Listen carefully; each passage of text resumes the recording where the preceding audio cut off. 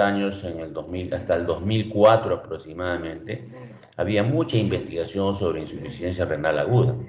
Y es un tema bien interesante, ¿ya? Porque de la insuficiencia renal aguda, del 100% de pacientes de insuficiencia renal aguda, el 60% son los que vienen de casa y el 40% son aquellos que hacen insuficiencia renal aguda siendo hospitalizados, o sea, lo hacen en el hospital, teniendo niveles de creatinina adecuados. Incluso podríamos decir que este es un evento adverso, ¿no? Como las neumonías intrahospitalarias. El paciente viene sin neumonía y dentro del hospital hace neumonía intrahospitalaria, susceptible de quejas, ¿eh? Por si acaso, porque si ha ocurrido dentro del hospital es responsabilidad del hospital. Muy bien, entonces este tema de la insuficiencia renal aguda, por eso era, es y será importante por la gran mortalidad que hay en el mundo. Y entonces había muchas investigaciones. Cada autor establecía su propia definición, ¿no es cierto? ¿En base a qué? A elevación de cuerpos nitrogenados, al volumen urinario, a la necesidad de tratamiento sustitutivo renal, diálisis, al lugar donde se producía la insuficiencia renal aguda y otros. Entonces, existían más de 35 definiciones que hacían inviable la comparación. Cuando tú quieres comparar algo, tienes que tener variables que comparar, ¿no? Pero si no tienes una definición exacta, es difícil comparar. ¿Qué voy a comparar? Entonces, en el 2004, este grupo, por iniciativa propia, el grupo ADQI, propuso la clasificación de rifle para la ira, con 5 variables cada vez que responden a la palabra rifle, ¿no? Que luego lo vamos a ver. Y en el 2007, el grupo Akin, igual por iniciativa propia, también propone una nueva clasificación. Y así hay otras clasificaciones, pero esta, la del grupo Akin, es la que más está difundida y se sigue utilizando actualmente. Hasta que puede aparecer nuevas propuestas en base al desarrollo de la tecnología, ¿no? ¿Por qué digo el desarrollo de la tecnología? Porque cuando ustedes eh, hacen diagnóstico de insuficiencia renal aguda, se demora bastante. Para hacer un diagnóstico de insuficiencia renal aguda, significa que ya el 50% del parénquima renal más o menos ya debe estar fallando para que haya elevación de creatinina. Entonces se demora mucho, 12 horas, 24 horas. Y a diferencia, por ejemplo, de los cardiólogos que tienen su troponina, que apenas el paciente está con dolor, sin molestias, le hace su troponina y ya tiene un diagnóstico más o menos si hay isquemia, no hay isquemia, necrosis, más o menos tiene una idea rápida de acción. En cambio, en nefrología no tenemos esa troponina renal que nos pueda ayudar. Sin embargo, ha habido varios estudios, ¿ya? Pero tenemos que tener claro que la insuficiencia renal aguda es un síndrome caracterizado por una disminución brusca sostenida y potencialmente reversible de la velocidad de filtración glomerular y de las funciones tubulares que afectan en forma global la función renal. De esta definición lo que nos interesa mucho y por eso están todos los estudios vinculados a estos es la palabra potencialmente reversible, porque si se da un tratamiento oportuno, se revierte esta insuficiencia renal disminuyendo la mortalidad, disminuyendo la morbilidad. Nadie quiere estar viviendo dializado, ¿no? Entonces, eso es lo ideal, evitar que los pacientes lleguen a la diálisis. Bien, entonces los estudios de investigación empezaron a trabajar en buscar la troponina cardíaca, pues a ver cómo hacemos para tener un biomarcador que nos diga antes de que aparezca la creatinina de, oye, ya estamos fallando. Esos son los famosos biomarcadores, ¿no? Normalmente el biomarcador que nosotros utilizamos es la creatinina, pero ya les dije que ese es muy lento, ¿no? En esta época debería de haber otro biomarcador más efectivo, ¿no? Que nos adelante, una troponina. Y entonces, acuérdense esta triada, producción de orina, o sea, oliguria, tiempo y creatinina. Estas 3 variables, creatinina, producción de orina y el tiempo, son las que definen la ira. Y luego lo vamos a ver en la definición INACI. ¿Ya? Muy bien. Luego, aquí hay en esta página web que encontré, dice, para que cualquier estrategia de prevención sea efectiva, los pacientes con alto riesgo deben ser identificados antes de que las lesiones renales resulten en daño renal y la ira debe diagnosticarse lo antes posible. Para eso se utilizó los biomarcadores para adelantarse, pero ¿qué sucede? De que de todos los estudios que hicieron en esta conferencia, en un consenso, llegaron a la conclusión de que no se puede implementar, aún hasta ahora, en la última revisión que he encontrado, a pesar de contar con los biomarcadores, no hay uso difuso todavía de estos biomarcadores en el diagnóstico oportuno o temprano de la insuficiencia renal aguda. Y es por eso que no se difunde y no se utiliza, ¿no? Aún. Y la recomendación que dicen finalmente es que la implementación de la prevención primaria de ira no es posible en estos casos, no es posible a través de estos biomarcadores, pero sí tenemos que planificar el riesgo de insuficiencia renal aguda. Nosotros sabemos quiénes pueden hacer insuficiencia renal aguda, ¿ya? Por ejemplo, miren esta foto que está acá, un paciente que va a hacerse una prueba, un estudio de imágenes con sustancias de contraste, y claramente es un paciente por encima de los 60 años, entonces es un paciente adulto mayor que va a recibir una sustancia de contraste.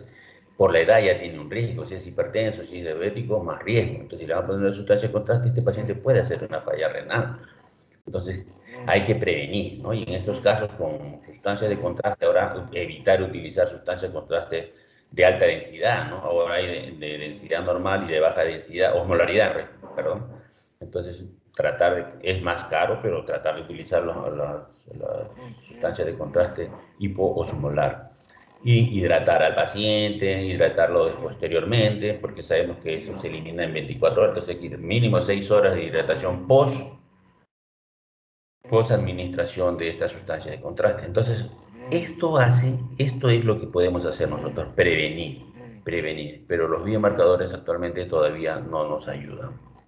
La otra forma de prevenir es, por ejemplo, aquellos pacientes que van a ser operados de corazón, largas horas, la hipoperfusión renal por efecto del trabajo del corazón que está en paro, para trabajar muchas veces, entonces genera falla renal, ¿no? Cirugías prolongadas, por ejemplo, pancreatectomías que duran varias, 8, 6, 12 horas, entonces en esos pacientes hay que prevenir, monitoreo continuo de la diuresis oral, etc., para prevenir. Entonces, básicamente en eso es lo que insisten en prevenir. Biomarcadores, existen un montón de biomarcadores, ahí les dejo yo la página donde pueden encontrar todos los biomarcadores hasta ahora. Muy bien. ¿Y qué hace el riñón entonces? ¿Qué hace el riñón para evitar que para mantener la función renal? ¿Qué hace el riñón para mantener la función renal? ¿No? Para evitar que el paciente tenga oliguria, para evitar que el paciente eleve creatinina. ¿Qué hace? Tiene un mecanismo de autorregulación. Para eso vamos a tratar de repasar cuáles son las funciones del riñón. La función del riñón, son 4 funciones importantes. Regulación del equilibrio hidroelectrolítico, o sea, agua. Nos va a eliminar agua. Imaginen si no elimina 1500 diarios, esos 1500 se van a quedar en nuestro organismo. Y obviamente vamos a hacer congestión pulmonar, edema agudo de pulmón, ascitis, edemas, etc., ¿no? Entonces, esto es una indicación de diálisis de emergencia cuando hay exceso de líquido, ¿ya?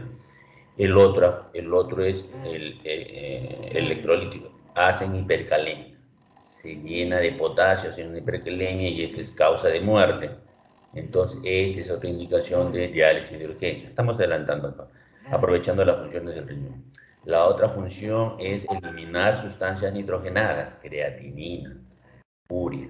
Si no eliminan estas sustancias, ¿qué va a pasar? Que vamos a hacer un síndrome urémico, encefalopatía urémica. Entonces son criterios de diálisis, ¿no? Son criterios cuando el paciente tiene síndrome urémico con creatinina elevada, tiene que ser dializado. Control ácido-base. El otro es la eliminación de acidosis metabólica, ¿no? Eliminación de ácidos, hay que dializarlo. La acidosis metabólica persistente también es otra indicación de diálisis. Te lo digo porque siempre preguntan esto. Y lo otro que fuera de esto de función es tóxicos, ¿no? Intoxicaciones. Muy bien, entonces, ¿por qué les hablaba de la función? Para hablar de autorregulación. ¿Qué cosa es lo que pasa? Vamos a hablar en esta gráfica, ¿ya? En la primera gráfica, observen ustedes, flujo sanguíneo renal, filtrado glomerular y presión arterial. Miren esta flechita por encima de 60. Cuando la presión arterial está por encima de 60, más o menos se mantiene un filtrado glomerular, la línea roja se mantiene constante, una meseta. Puede subir la presión arterial, pero el filtrado glomerular se mantiene. ¿A qué se debe eso? A la autorregulación.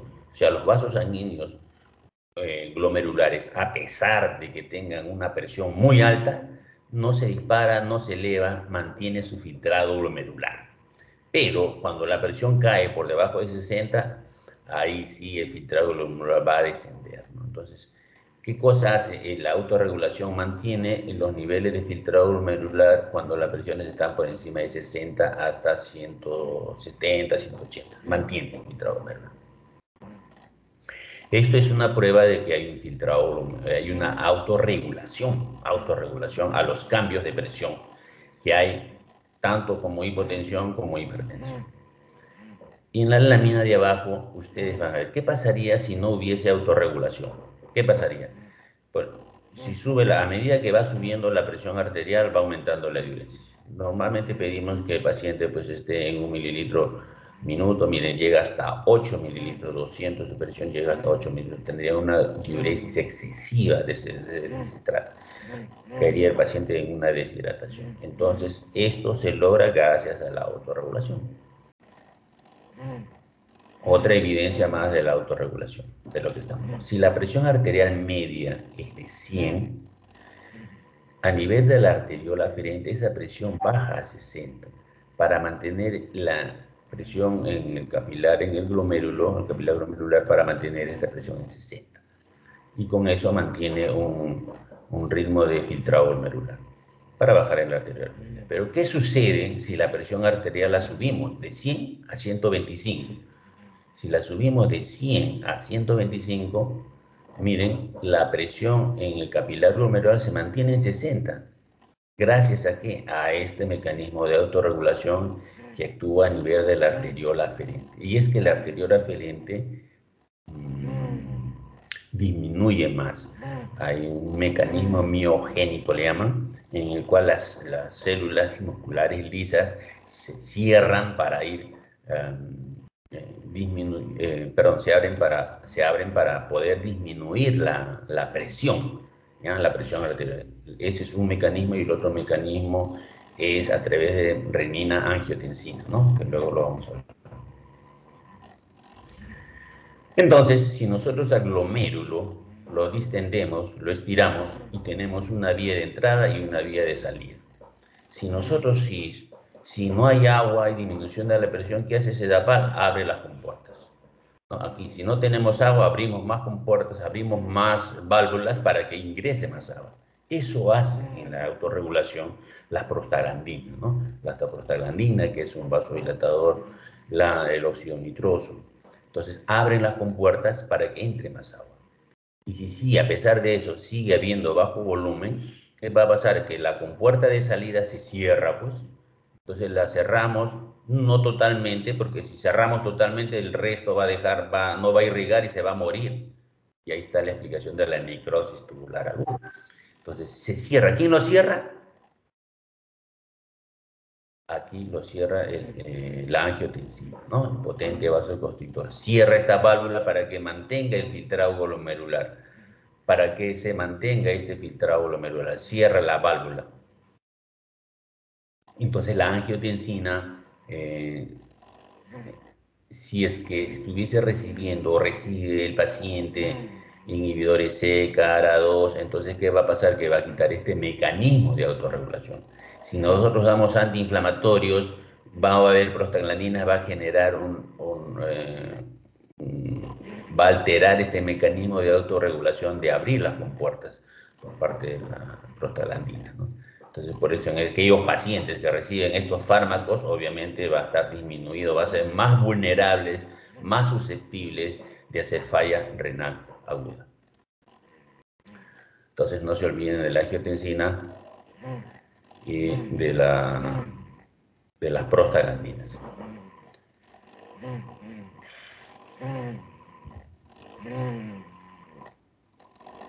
Hay una nemotecnia que se llama el OEPA,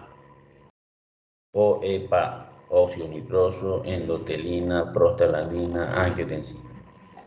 Muy bien. Entonces, visto esto, vamos a entrar al tema de la quimio. El rifle, como saben ustedes, fue el primero en el 2004, luego en el 2007 apareció la quimio, esto es lo que se está actualizando actualmente. Y como ustedes verán, les dije eran 3 variables. En preguntas siempre hacen, no se olviden del tiempo. Siempre decimos, creatinina y diuresis.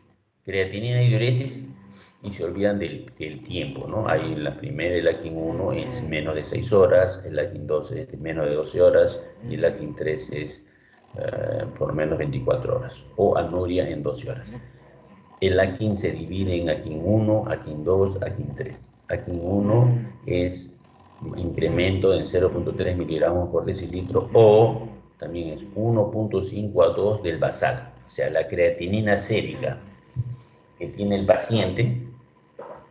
Si se eleva en 1.5 a 2, estamos hablando de un AKIN 1. Si la creatinina sérica se eleva en 2 a 3 del basal, estamos hablando de un AKIN 2 y respectivamente el 3. Y en cuanto al gasto urinario, miren, el AKIN 1 es ser menor de 0.5 mililitros por kilo por hora por al menos 6 horas.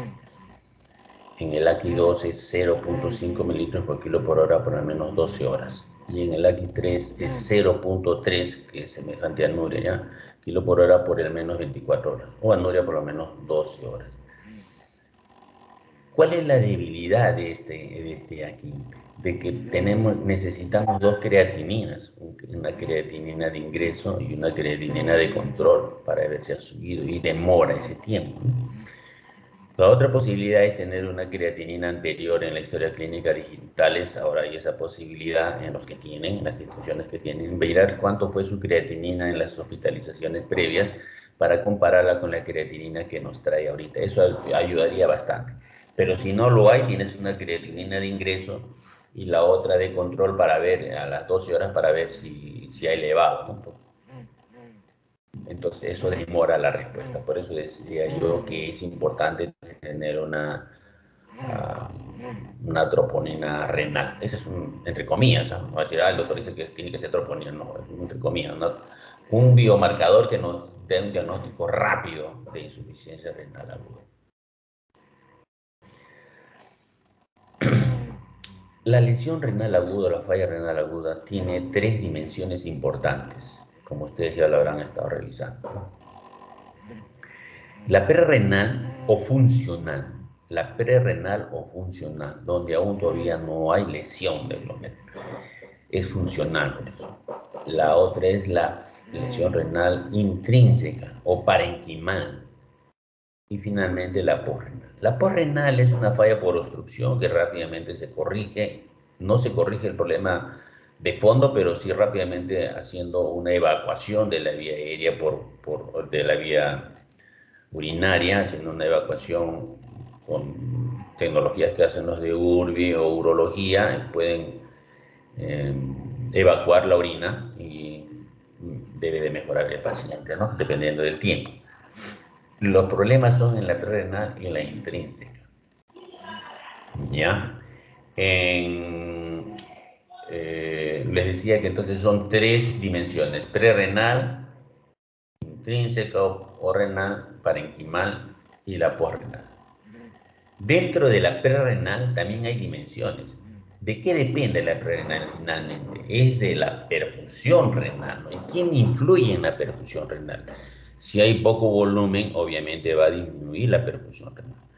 Y la hipovolemia es una de las causas frecuentes en en el exterior del hospital, ¿no? Diarreas, hemorragia digestiva,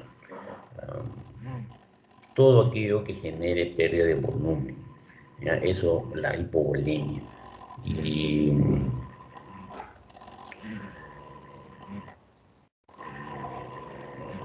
la otra es la disminución del gasto cardíaco. ¿Qué pasa con el gasto cardíaco? Imagínense que tienen ustedes una estenosis aórtica y ese corazón está que bombea con fuerza, incluso hay un crecimiento de miocardio concéntrico para tratar de vencer la estenosis aórtica, para poder llevar presiones que puedan perfundir en todo el sistema.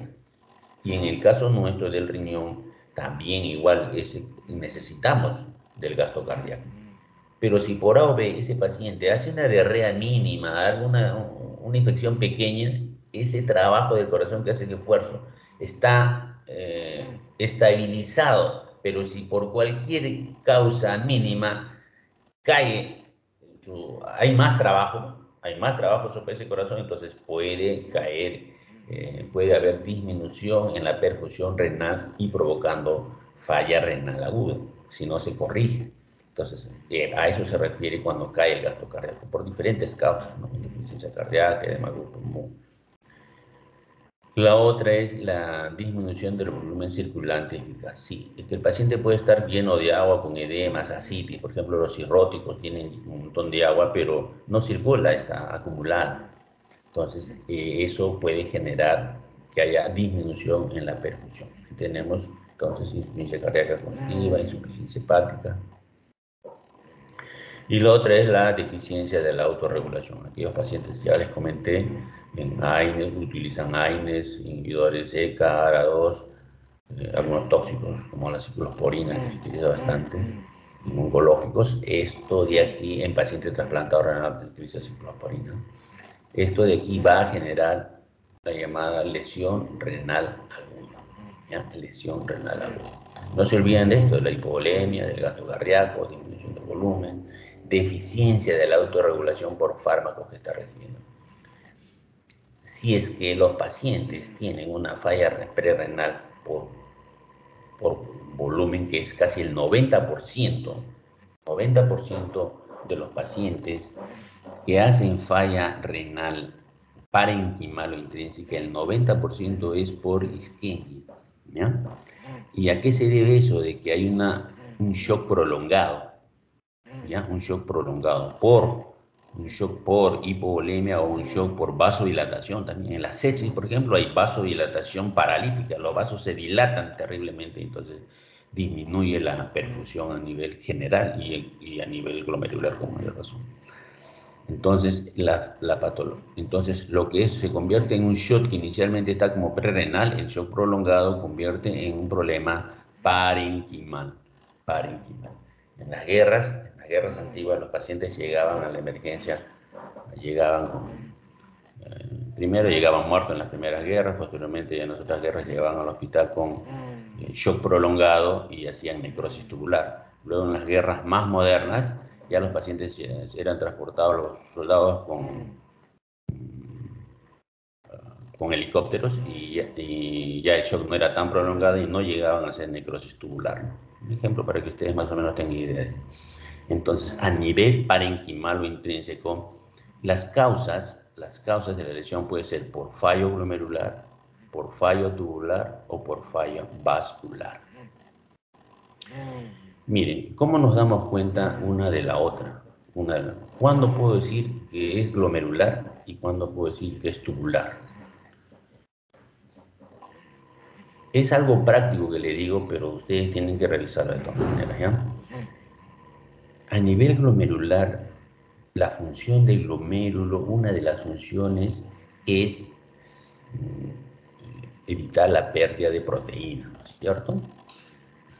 El túbulo también, pero en menor cantidad. O sea, pero si ustedes en el examen de orina tienen proteinuria en niveles de nefritis o nefrosis, entonces ustedes no van a pensar que la lesión está en el tubo, van a tener que pensar que está a nivel glomerular. O sea, cuando hay proteinuria alta, entonces nosotros decimos, a esto debe ser glomerular. Y ya pueden ustedes ir revisando, buscando las causas, ¿no? Y en cambio, las lesiones a niveles tubulares o intersticiales son con proteínas más bajas, ¿ya? Después, las lesiones tubulares intrínsecas habitualmente son por fármacos, es como una alergia, ¿no? Tubulares intersticiales, las agudas estamos hablando, ¿no?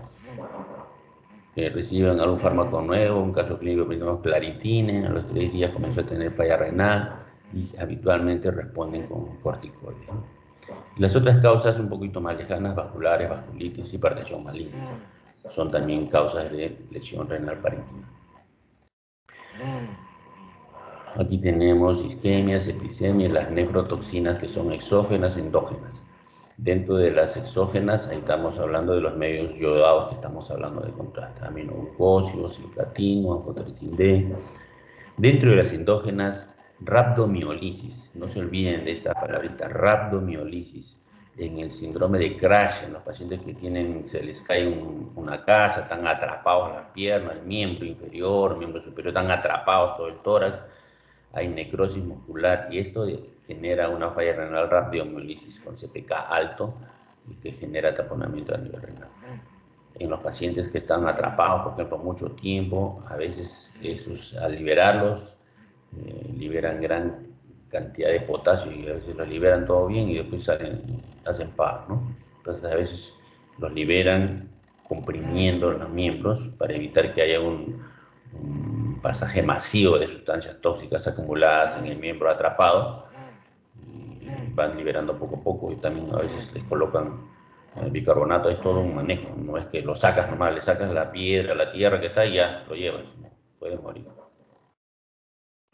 En el postrenal ya comentamos es por obstrucción. ¿Qué pasa? Que por un principio de vasos comunicantes, si se obstruye la orina en la vejiga, hay aumento de la presión y esto va a repercutir en la presión a nivel del glomérulo, ¿no? Entonces va a disminuir la presión de perfusión, va a disminuir el filtrado glomerular. Entonces decimos que la isquemia renal es la principal causa de falla renal aguda y en estas pueden utilizar estos 3 mecanismos: vascular, tubular, inflamatorio. A nivel vascular es importante tener en cuenta el endotelio como órgano que regula la permeabilidad vascular y además regula las respuestas hemostáticas, vasomotoras, inflamatorias. No se olviden en el vascular el endotelio, la primera barrera en la pérdida de proteínas, la membrana basal y luego los podocitos. Cuando fallan los podocitos ya hay proteinuria masiva, ¿no? Porque los podocitos son el plan B o el plan C para contener la pérdida de proteínas con sus ácido oxálico que tienen las patitas.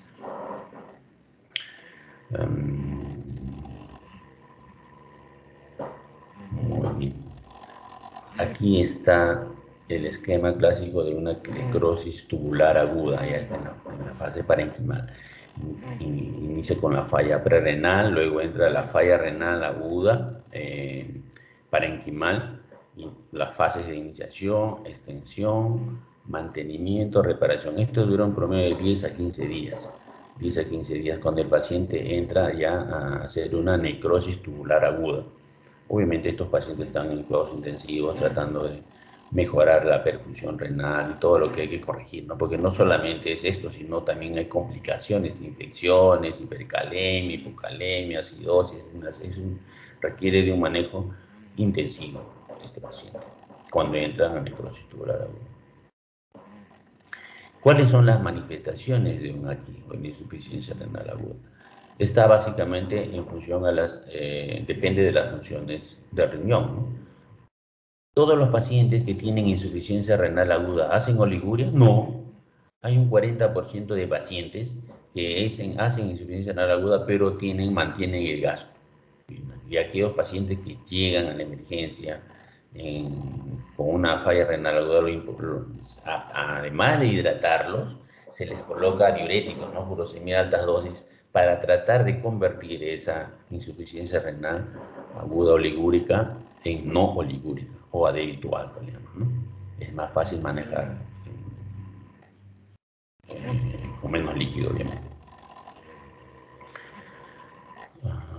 Entonces ya saben eso, que no todos van a ser oliguria o anuria.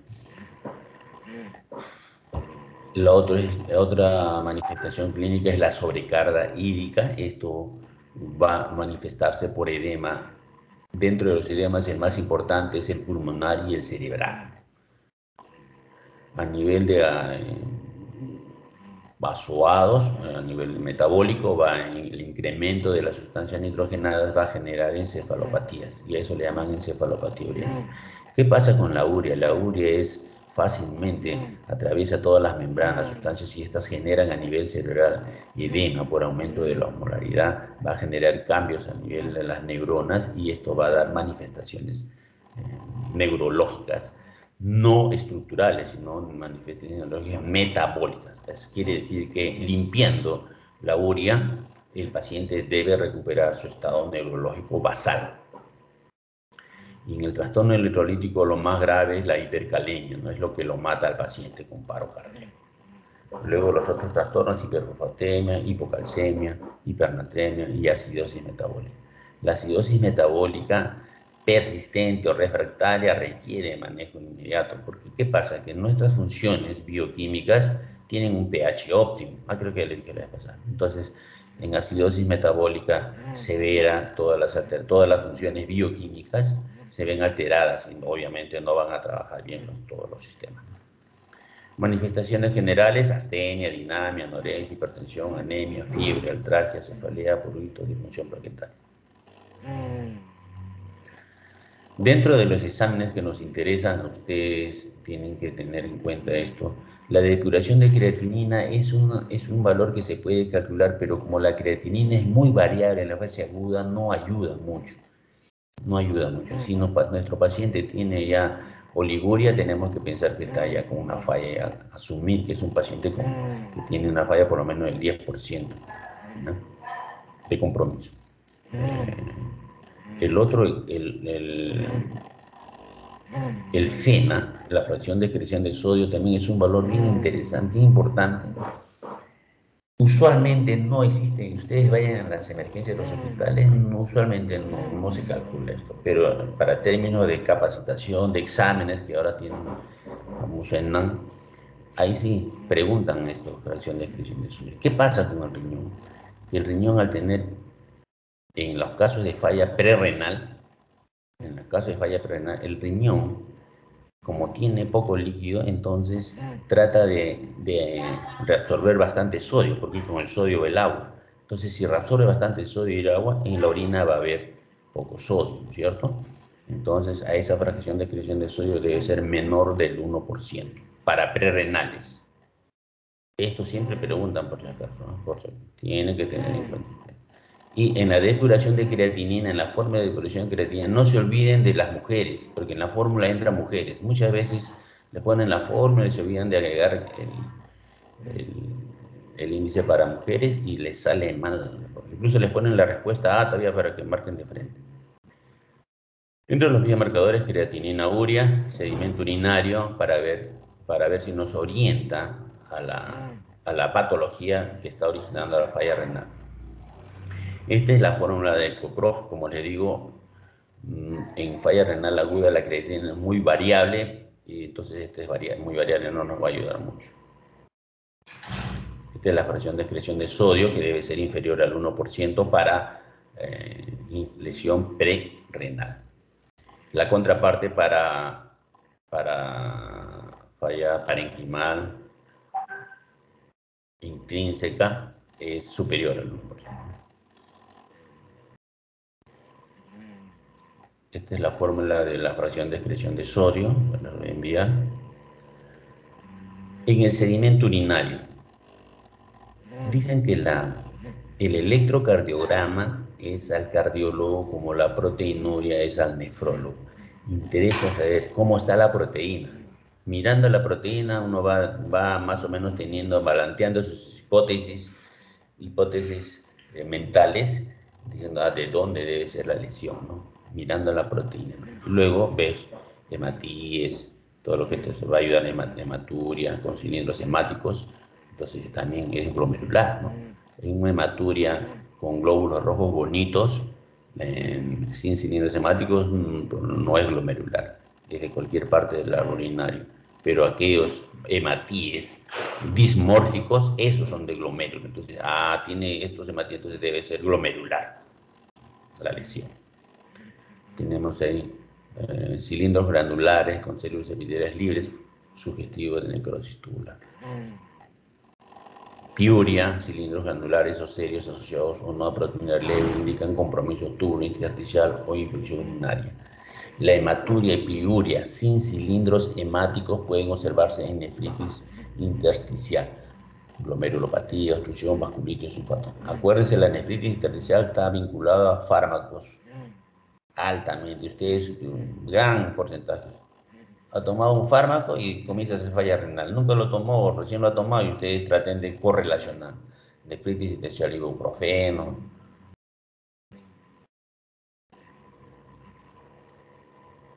Entonces, en el tratamiento, ¿qué cosas necesitamos? Prevención, medidas generales, manejo de hipercalemia, que es lo que le va a matar, y terapia de reemplazo renal.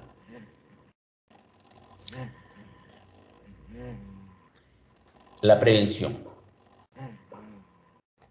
Hay que tener en cuenta los factores de riesgo, ¿no? Los antecedentes. Es importante por eso hacer una historia buena, meticulosa, es hipertenso, es diabético. Ustedes verán las historias de el paciente diabético, pero no dicen cuántos años tiene diabetes. Es importante.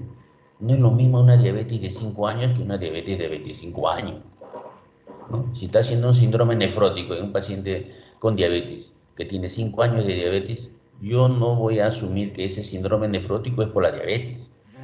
Pero si tiene 25 años de diabetes y hace un síndrome nefrótico, digo, eso sí, el síndrome nefrótico sí se explica por la diabetes, ¿no?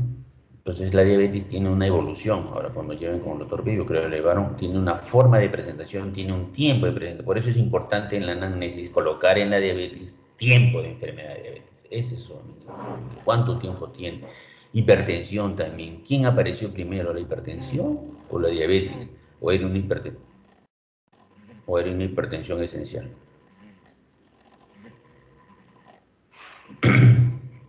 Ya vamos a acabar ya un ratito. ¿Sí?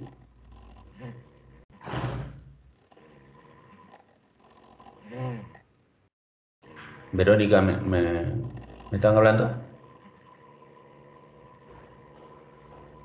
Doctor, sí se le escucha.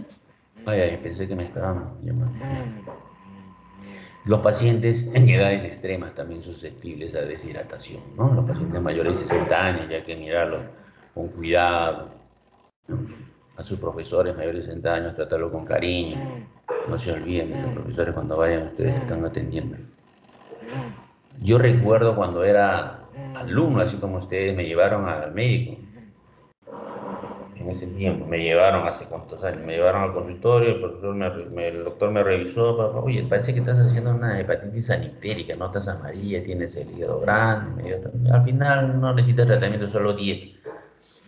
Y mi mamá le dice, doctor, ¿cuánto le debo? No, ¿cómo le voy a cobrar? Mi colega, no se preocupe. Así que ustedes no cobrarán, pero por lo menos traten bien a sus colegas, ¿eh? Entre ustedes mismos. Tienen que haber esa cultura de cuidado entre colegas médicos. Muy bien. Adecuado manejo de los líquidos endovenosos. Pues no le vas a estar pasando en excesivo líquidos como a todos los pacientes, estos pacientes con falla renal aguda, ¿no? Hay que tener cuidado. Después, acuérdense ustedes que los pacientes que están chocados, además de estar chocados con baja de presión, le están dando noradrenalina. Y la noradrenalina provoca vasoconstricción de la arteria aferente, de la arteriola aferente. Entonces, más daño, pero es salvarle la vida, ¿no? Si no le das la noradrenalina, el paciente se choca y no solamente va a fallar el riñón, el cerebro, el corazón. Entonces, los mismos fármacos que estamos utilizando para salvar la vida también están afectando a nuestro riñoncito. Por eso hacen fallar.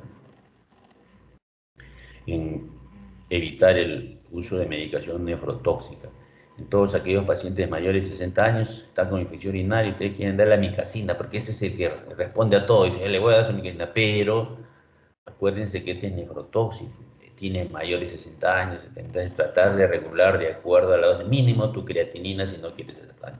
Tú le puedes aplicar, si no, no va a pasar nada, le pones, pero si sucede, de 1000 que te suceda a uno, y te pueden denunciar, puedes tener problemas, o tienes que tener problemas sentimentales, porque fue tu abuelita, tu abuelito, ¿no? Entonces, por mínimo una creatinina, ¿no? Una creatinina para tener una idea, ¿no? Se debe...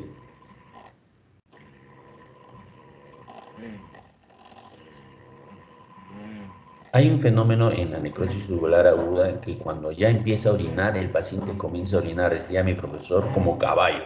O sea, al desobstruirse comienza a haber una diuresis masiva. Eso hay que tratar de tener cuidado y reponer las pérdidas, como dice que el 70% de la diuresis cada hora. Medidas generales, estos son con respecto a las dietas, ¿no? Restricción de sodio, restricción de proteínas. Las proteínas son nefrotóxicas también, por si acaso. Si ustedes se comen una parrillada y 1 kilo de carne se van a comer, eso genera aumento del filtrado glomerular. Increíble, pero ustedes comen proteínas y tienen que aumentar el filtrado glomerular, aumenta y trabaja más el riñón. Por eso que las proteínas también son nefrotóxicos internas que tenemos. Y por eso es que aquí hay una restricción de proteínas. Fósforo menor de 800, evitar potasio en la dieta, líquidos 500 centímetros más las pérdidas diarias, evitar medicamentos nefrotóxicos, como AINES, ¿no? AINES, antibióticos, nefrotóxicos hay bastantes, diuréticos, ahorradores de potasio, YECA, SARA2, por riesgo de hipercalemia. ¿Por qué? Porque también altera el equilibrio, la autorregulación, eso es lo más importante.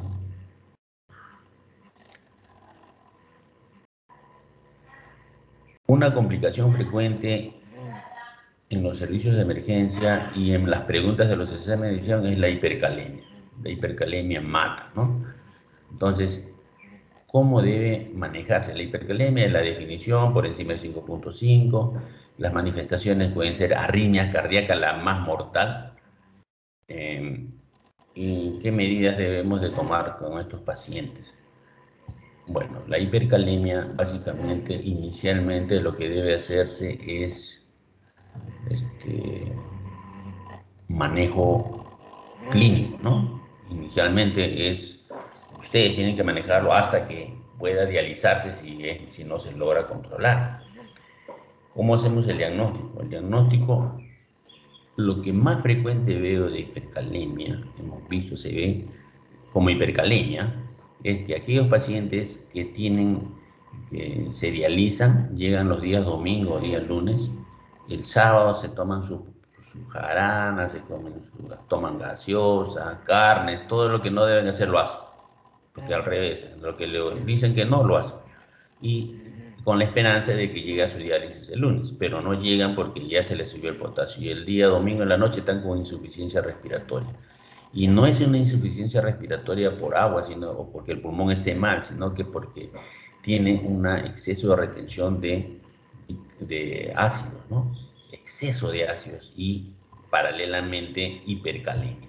Entonces llegan estos pacientes, a veces confunden, incluso lo ponen en ventilación pensando que es una falla respiratoria. No es respiratoria, no es la acidosis metabólica que hace hiperventilar. Y entonces en un AGA nomás ustedes detectan que tiene potasio alto. No necesitan un electrocardiograma porque ahora con los AGAs, con los exámenes de gases sanguíneos, ahí sale potasio. Puede salir también troponina, puede salir todo lo que quieran, pero es muy oneroso. Ponen lo que es necesario, ¿no? Sale hemoglobina, glucosa, sodio, potasio y cloro. Depende de las instituciones, ¿no? Pero en el diagnóstico para esta hipercalemia con el electrocardiograma, acuérdense ustedes, es que un intervalo, la prolongación del intervalo PR, el Q se abre, el QRS, el Q termina la onda P, cuando va a empezar la onda R, ahí debe haber una muesca hacia abajo, ese es el Q. En este caso no hay Q. Entonces, hay R es la de arriba, ¿no? Esta es la R, entonces el complejo QRS se abre cuando hay hipercalemia y la onda T se levanta como una tienda, ¿no? Esa es la característica de la hipercalemia. El complejo QRS se abre, el Q se abre y la T se levanta, es la mnemotécnica. El Q se abre y la T se levanta, es la mnemotécnica. y la hipercalemia severa es una taquicardia de complejo ancho. Esto es de alta mortalidad. Entonces, ¿qué debemos hacer con estos pacientes inmediatamente? Inmediatamente. Primero, en la vía aérea, beta-adrenérgicos. Beta-adrenérgicos. ¿Qué pasa con los beta-adrenérgicos?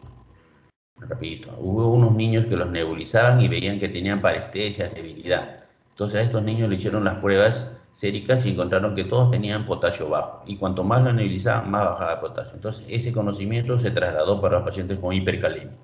Si tienen hipercalemia, entonces los nebulizaban. Entonces a los pacientes con hipercalemia los nebulizan. Los nebulizan porque eso baja el potasio, no es porque tenga asma.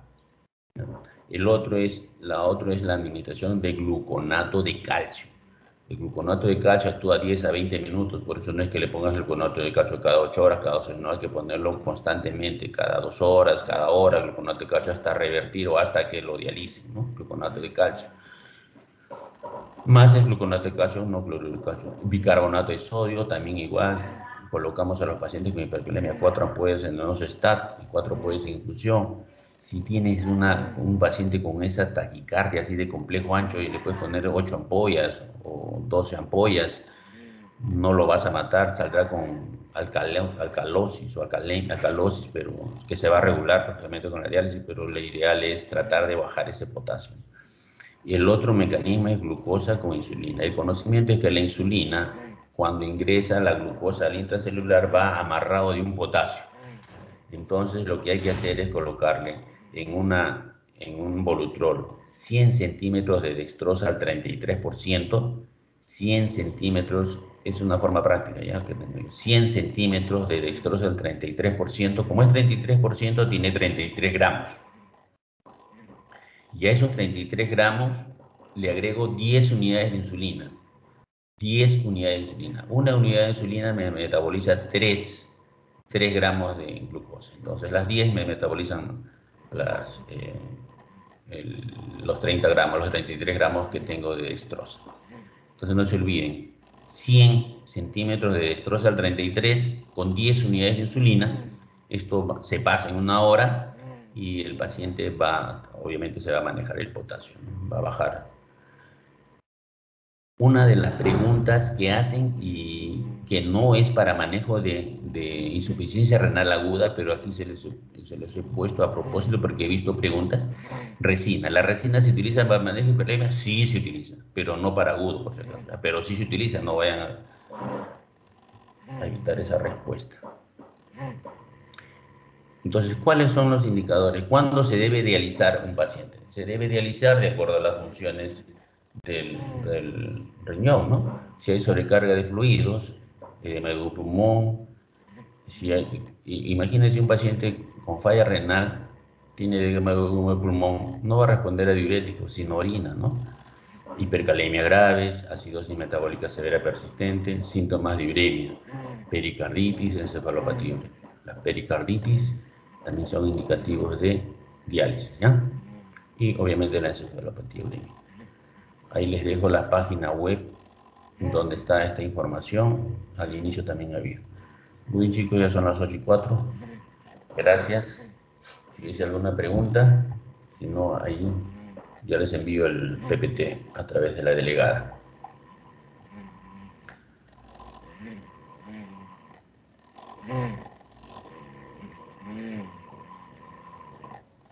Verónica. Sí, doctor. ¿Vas a tomar asistencia? No, ¿no? ¿O sí? Sí, pero después de la clase del doctor Zamora, porque va a dictar ahorita. Ah, ya, ya. Pues, Entonces les dejo con el doctor Zamora ahora, insuficiencia renal crónica. sí, doctor. Muchas No se la gracias. pierdan. Muy bien, buenos días.